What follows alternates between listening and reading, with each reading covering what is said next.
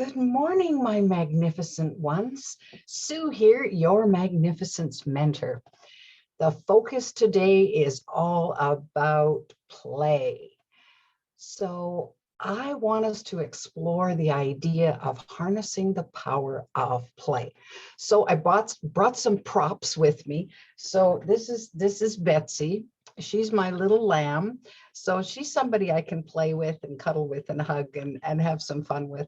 And when my granddaughters come over, oh boy, Betsy gets lots of time to play with them. And of course, the whole play thing wouldn't be complete without Buddy Bear. You can see he has a big heart on his foot. So the girls love him. And so when any kids come to my house to play, they get to play with my two bears. So they're joining us today. All right. So play. We don't realize how much our world is infused with the idea of play. So everything has a play button, right? So on your remote control, play, you push play to play a video or play a game or play something on TV or whatever. So we're surrounded by play. But as adults, I think we get far too serious in our lives. And oh, life is, now that I'm all grown up, I need to be serious about life. And oh, work is stressful and this is hard, and managing my household and managing my bills and trying to manage my kids. Oh, it's all so stressful, and who has time to play? Well, we do. If we make time, if we decide that play is an integral part of our lives, and really it is.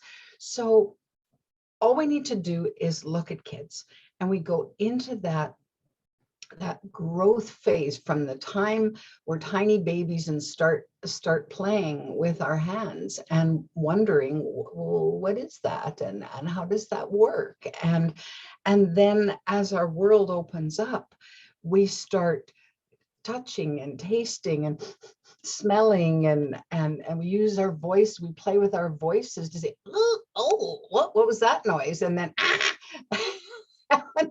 and all these sounds come out, and ooh, and we Google a certain way, and our parents go, oh, look at that, and they're so excited, and so we try it again, and so that's how we learn when we first come to planet Earth. Is we learn through play. We learn through exploring, and we don't know what the end result is going to be, because nothing is understandable to us. And so we explore, we discover, we learn, and we grow from that. So play is the way that all of us make sense of our world from the time we're tiny. And it's interesting that when we look at play,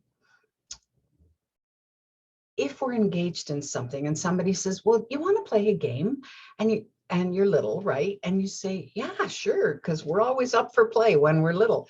Okay, here's the game. And usually there's some kind of structure around it of, well, what are the rules of the game? Well, here are the rules of the game. And so then the kids just go after it. And if they really like the game, they play endlessly and repeat it and repeat it and repeat it until one of them says, no, I don't want to play that anymore. So then they play something else. Well, what they don't know at the time is they're learning all kinds of things about just playing. So just from that play, they come away with a new understanding or a new sense of, well, I really like that game, or no, I didn't really like that game so much. That's not my thing. So let's use hockey as an example, because I'm from the land of hockey, the land of ice and snow, and we have a team here in Edmonton called the Edmonton Oilers, and in my younger days, Wayne Gretzky was our hero, because he was on our team and took our team to the Stanley Cup at least twice and maybe more than that. You hockey fans would know better than I know. Anyway, my grandmother was fascinated with Wayne Gretzky. She loved him. Well, when you look at his history on how he got to be a hockey player, he learned how to play hockey out on the wilds of Ontario on a rink somewhere. And he just got intrigued with the game, and because he loved the game so much, so all the play that he did as a youngster turned into a passion for him. And he was so passionate about the game. He loved it so much, and that he played it a lot. And the play led to this passion, which led to practice.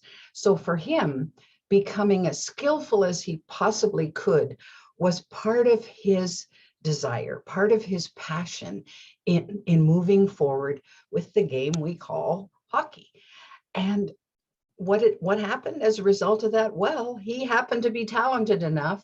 He was talented enough. He was skilled enough. He loved the game enough that it became his vocation. It became his job, and he got a job playing hockey.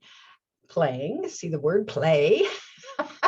And so he ended up putting on performance after performance after performance that was just stellar.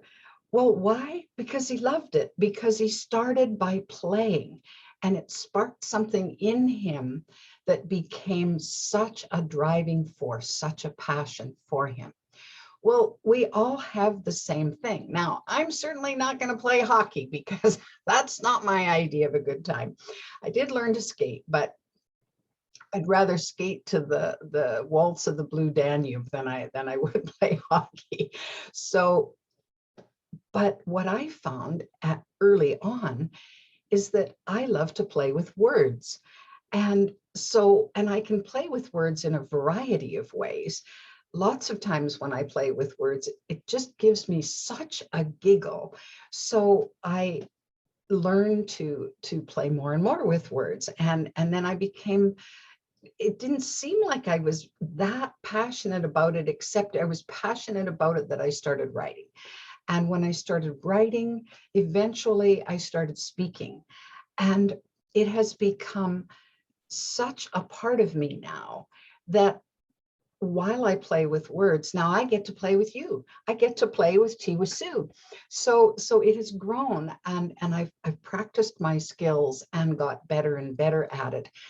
And I realize I still have more to play with, that it just builds on itself. So if you're thinking of play as well, that just interferes with work, then think again, because it's an integral part of how we develop into something that might be a career, or something that we can work at that serves us in some way. So when I talk to accountants and I ask them, so what is it that led you to this career? And invariably they say, well, I love numbers. I love to play with numbers. I love the way they organize themselves, and I love the answers that come up. I love the challenges and the puzzles of all of that. Well, hey, so what happens? Well, they become accountants. They enjoy going to work every day, right? Because they get to play with numbers. So it's such an ingrown part of us. Now, so that's one aspect of play that I wanted to talk about today. The other aspect that I want to talk about is the idea of inserting into your day time to play. Why would we do that, in addition to what benefits we might get from learning something new and adding something meaningful to our lives or whatever? Well, because it's a stress relief. Let's face it, there's lots going on in our worlds these days, our personal worlds as well as the world out there, that's causing our stress levels to go through the roof. Last week, I was on my way to the doctor's office, and the roads were icy, and it was really cold, and I didn't like it. I was kind of white knuckling the whole way. And I get there, and of course they take my blood pressure. Well, my blood pressure has gone sky high, and I'm going, what the heck? And I realized it was because I tensed up with the drive there. So, well, what's the antidote? Because I need to do something to drop this down. Well, play is a perfect way of relieving that stress, of calming ourselves down, giving us a different focus. So one of my tools that's in my house, this I blew up on New Year's Day, is of course the all fun balloon. My granddaughters were over, and I had put balloons in their Christmas socks. And so, of course, we blew up 3 of them. Well, everybody, the whole family was batting them around, and the girls were laughing and giggling, and just, they were having an uproariously good time. Well, not only were they having a good time, we were having a good time, because I'm batting them back and forth with the girls, and everybody else in the room, whoever was close to a balloon would bat it down, and so on. And it would be just hilarious. And then after a while, everybody got tired of that, and so they went in the corner. But then a little while later, we picked them up again. So it's great exercise too, if you if you haven't played with a balloon for a long time. You can bat it around the room, and it gives you a full body workout, and you're reaching and having a good laugh at the time, because balloons are unpredictable. You never know where they're going to go once you hit them, because of the lack of much weight and so on. So I'm a huge fan of balloons. So I'm happy that it was too cold for the girls to take them home all blown up, because now I have balloons to play with in my house. And of course, the next time they come, we're going to have some more fun with balloons. So what is it that you can do in your life that adds that element of play, that adds that element of fun? Now, you might want to not want to get that active in relation to, lots of up and about stuff. However, when was the last time you played with a paintbrush and played with a canvas or a piece of paper? Remember those watercolors that we used to use as kids? Because that was the easiest cleanup, right? Like mom wasn't going to let us near a can of paint without knowing what to do. But a watercolor and little watercolor palettes and some water with a brush and some paper, no problem. That was an easy cleanup and an easy solution. So we played with them, not even thinking about the benefit or what could become of that, except that some kids discovered their artistic abilities. Some kids realized that they could do certain things with the colors and with the combination of colors and the lack of water or more water, what that would look like on the page and the paper, and then got passionate about color and what it could do as a medium, what it could do to grace somebody's wall or whatever. And of course, as a result, we have paintings on our walls because somebody found their passion for that and then kept practicing and kept practicing, and the result were some stellar canvases that really light people up. So I have a standing play date now with friends in Mexico who love to paint. And so we have a lesson. My friend has a series of lessons that she's taking us through. So each week we bring our tea, we have our paints, we have the focus of the day and our canvases, and we just spend an hour just enjoying each other's company, enjoying the colors on the canvas. So there's a myriad of ways that you can get engaged with play. It's a mindset when I think about it, because we have got out of the habit of thinking about play as a really important part of not only our lives, but our well-being. That on a day-to-day basis, it contributes to our wellness in a way that we might not have remembered.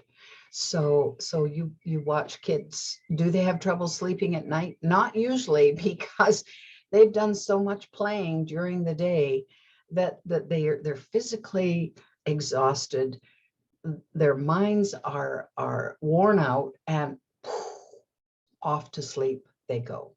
If you've ever played on the ski slopes, you know that shooshing down the mountain and then back up and then shooshing down again takes lots of energy.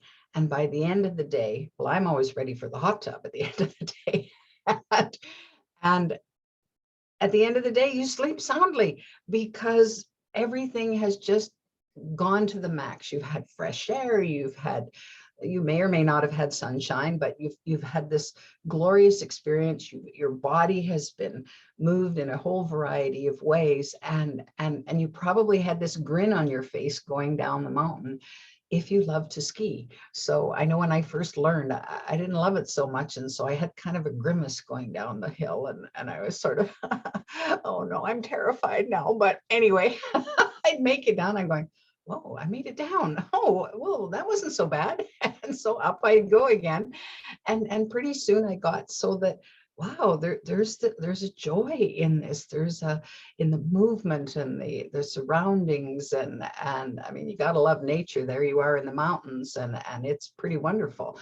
So, but it's all about play.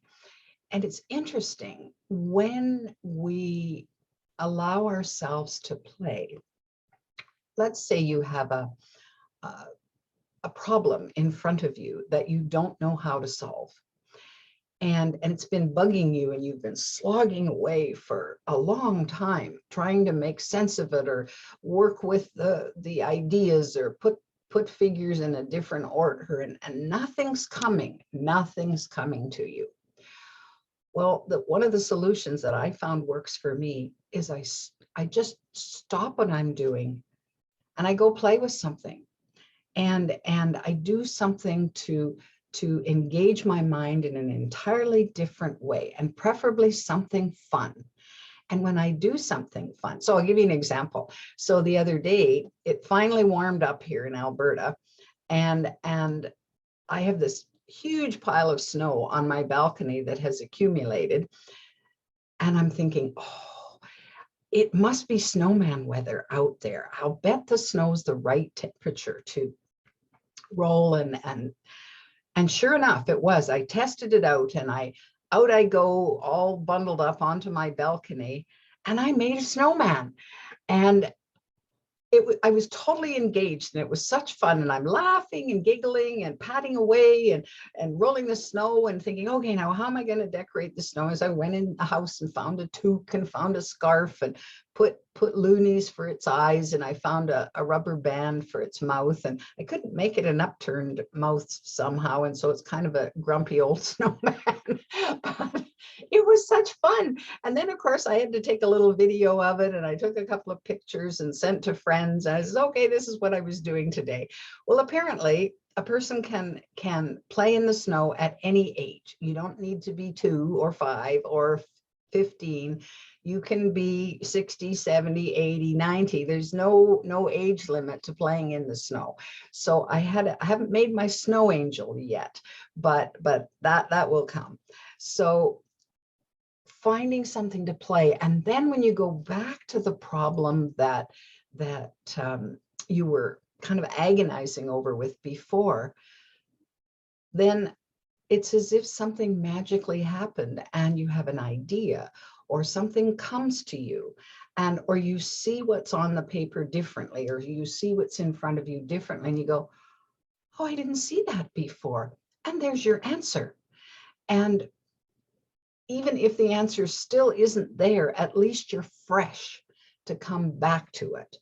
And so rather than agonizing, rather than slogging through something and making it harder and harder and harder because you can't get it, think about playing. Think about trying on an entirely different approach and say, well, what if we just play with this? That's what brainstorming is, right? We're just playing with ideas amongst a group of people. And it's fascinating to watch when you just have a play environment saying, we're not going to poo-poo anybody's idea. It can be the most wild, fantastical idea that anybody could imagine. And it's so fascinating how out of those ideas, as crazy as some of them might sound, we end up with something tangible that either solves the problem or enables us to move forward in some way. So that's what I wanted to share with you today. I really want to encourage you to hit the play button and hit it often, hit it daily if you can. And if you're struggling a little bit and saying, well, I don't know how to play anymore, find some kids, go to the park, get together with your grandchildren. They're intimately acquainted with how to play, and they'll help you and they'll get you involved. But it means you're going to need to, get off your butt and do it. No buts, either with 2 T's or 1 T, and play. You can do this because you are that magnificent. I really believe that when we fully engage in our playful natures, it leads us closer and closer, or it leads us closer back to the magnificence that we really are, that we just forgot about. All right. So that's your assignment for this week, is to play. If you're enjoying Tea with Sue, I invite you to subscribe to my channel. You can always find more Tea with Sue there or on my free app, The Magnificence Mentor, either one.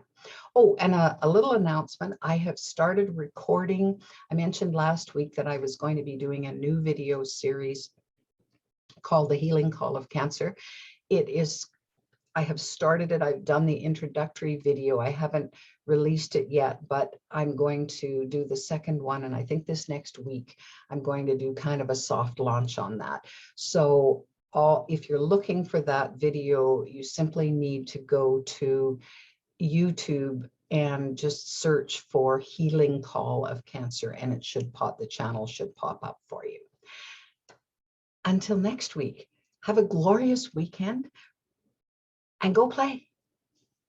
See you soon.